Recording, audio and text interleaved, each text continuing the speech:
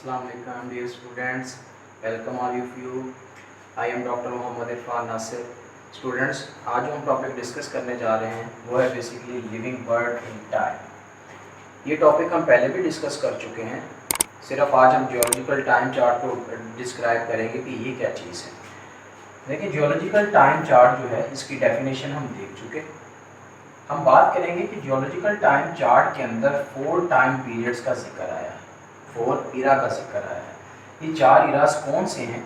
ये from primitive इरा, सबसे कदीम इरा से लेकर किस तरफ आते हैं, रिसेंट इरा की तरफ, जो प्रेजेंट फॉर्म में मौजूद हैं, जो अब मौजूद हैं. तो देखिए, जो सबसे प्रिमिटिव इरा है दैट इज प्रोटीरोजोइक इरा. ये कितने साल पहले जो था ये स्टार्ट हुआ, अबाउट 2000 मिलियन ईयर्स अगो. इसके बाद जो अगला इरा आता है हमारे पास दैट इज पेलियोजोइक इरा. इसकी इब्तिदा 600 मिलियन ईयर अगो, ये पहले इसकी इब्तिदा हुई. उसके बाद जो हमारे पास इरा आता है दैट इज मीसोजोइक इरा.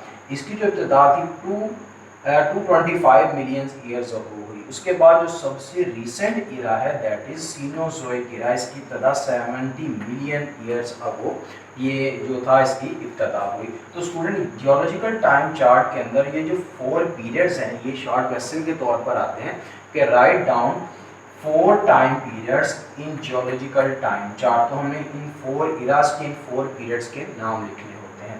और इसके अलावा एमसीक्यूज आते हैं कि which of the following is the primitive era. कि जियोलॉजिकल टाइम चार्ट के अंदर कौन सा प्रिमिटिव इरा है, तो वो हमारे पास प्रोटीरोजोइक इरा है. और सबसे रिसेंट जो इरा है वो कौन सा है, सीनोजोइक इरा. इसके अलावा एक और बड़ा इंपॉर्टेंट एमसीक्यूज आता है कि क्या जो फर्स्ट लिविंग ऑर्गेनिज्म है ये कब अपीयर हुआ इस पूरे अर्थ के ऊपर, तो वो 3000 मिलियन ईयर्स अगो पहले यहाँ पर नमूदार हुआ. तो ये था students living bird in time के बारे में जो हमारा थोड़ा सा पोर्शन रह गया, तो उसकी डिस्क्रिप्शन. अब आते हैं हमारे मेन टॉपिक की तरफ दैट इज फाइलेटिक लीनिएज. ये फाइलेटिक लीनिएज की एग्जाम्स के हवाले से क्या इम्पोर्टेंस है, तो स्टूडेंट्स ये लॉन्ग क्वेश्चन के तौर पर आता है और इसमें से शॉर्ट क्वेश्चन भी आते हैं जैसा कि define biodiversity, define phyletic lineage. तो ये 2 बड़े इंपॉर्टेंट शॉर्ट क्वेश्चन है और इसकी importance as a long question के तौर पर है. तो सबसे पहले देखें, फाइलेटिक लीनिएज को समझने के लिए हमें बायोडाइवर्सिटी को समझना है. क्या है biodiversity? Number and variety of species in a place. किसी एक जगह पर स्पीशीज की नंबर को और वैरायटी को हम क्या नाम देते हैं, बायोडाइवर्सिटी का नाम देते हैं. तो नंबर किसे कहते हैं, तादाद को, और वैरायटी किसे कहते हैं, इसकी डिफरेंट इकसाम को हम वैरायटी का नाम दे देते हैं. तो स्टूडेंट, अकॉर्डिंग टू साइंटिस्ट कि अभी तक साइंटिस्ट के मुताबिक या साइंटिस्ट ने 25 लाख के करीब जो स्पीशीज हैं लिविंग ऑर्गेनिज्म की उनको डिस्कवर कर चुके हैं. 25 लाख से मुराद इट इज 2.5 मिलियन. कितने ऑर्गेनिज्म बनते हैं, कितनी स्पीशीज बनती है, 2.5 मिलियन जो स्पीशीज हैं ये साइंटिस्ट डिस्कवर कर चुके हैं. इनमें से सबसे ज्यादा कंट्रीब्यूशन किसका है, इंसेक्ट्स का. वो कितना है, 53.1%. अगर एनिमल्स की बात करें तो 19.9% ये कंट्रीब्यूट करते हैं टोटल स्पीशीज के अंदर.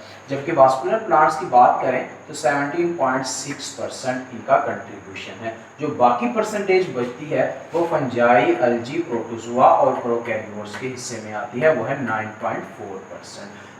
तो ये था स्टूडेंट हमारे पास. अगर डिफाइन आ जाएगा डिफाइन बायोडाइवर्सिटी तो हमने इसकी डिफाइन करनी है और ये जो इसके अंदर डाटा फॉर्म में बताया गया ये सारी चीज़ें इसके साथ मेंशन कर देनी है.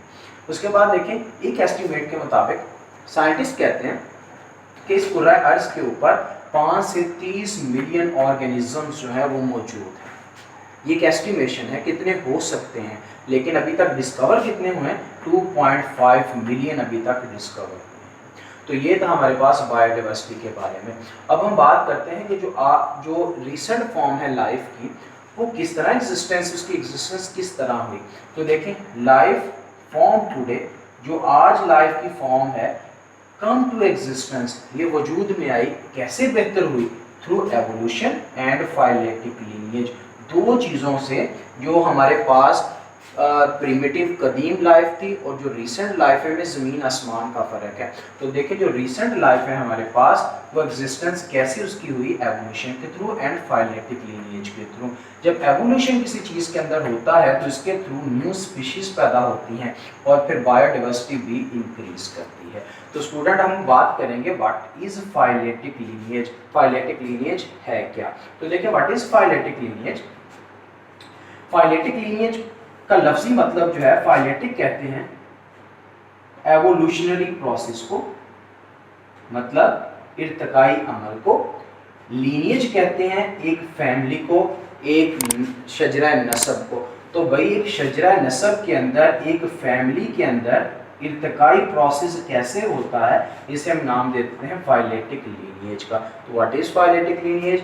It is an unbroken series of species. ये एक ना टूटने वाला एक स्पीशीज की सीरीज है। जैसे मैं बात करूं कि ए से बी पैदा हुआ, बी से सी पैदा हुआ और सी से डी पैदा हुआ। ये एक चेन चलती चली जा रही है फ्रॉम इंसेस्टर टू डिसेंडेंट। ये इंसेस्टर हैं, अबाव अजदाद हैं, ये डिसेंडेंट हैं, जो इनकी प्रोजनी पैदा होती चली जा रही है, ये इनके डिसेंडेंट हैं। तो कहते हैं it is unbroken series of species arrange in ancestor to descendant, जो किस तरफ है, इंसेस्टर से डिसेंडेंट की तरफ, इन अ सीक्वेंस, एक सीक्वेंस के साथ एक सीक्वेंस चलता चला जा रहा है।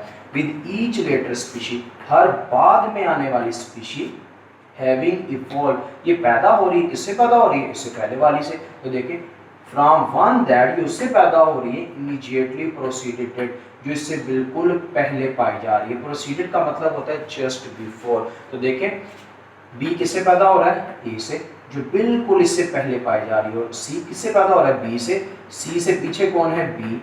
तो इसी तरह हम इसे बयान करते हैं कि फाइलेटिक लीनिएज है क्या, it is unbroken series of species arranged in ancestor to descendant sequence with each later species having evolved one that immediately preceded it। एक और एग्जांपल के थ्रू समझते हैं। देखिए 5 किंगडम क्लासिफिकेशन के अंदर सबसे पहला ग्रुप हमारे पास आता है मोनरा का, उसके बाद प्रोटिस्टा का।